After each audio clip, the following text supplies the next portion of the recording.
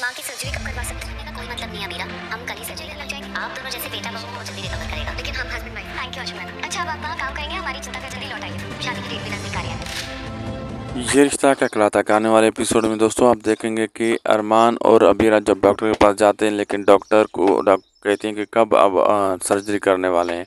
तो वो कहती है अब ज़्यादा टाइम लगाने का कोई वजह नहीं है, कल ही हम सर्जरी करने वाले हैं। जिसके पास आप जैसी बहू और अरमान जैसा बेटा हो तो फिर उसको क्या ही टेंशन है। तो अबीरा साफ साफ मना कर देती है, डॉक्टर को कहती है हम हस्बैंड वाइफ नहीं हैं। तो दूसरी तरफ दिखाया जाता है कि अबीरा अंजुमन से बहुत बातें कर रही होती है हंस हंस के, और अरमान ये सब देख रहा होता है। फिर अरमान अबीरा से पूछता है कि ये कौन है, अंजुमन जी कौन है, इसके बारे में मुझे तुम बताओ। उसे गुस्सा आ रहा होता है। अब आगे देखना मज़ेदार होगा कि क्या क्या होने वाला है।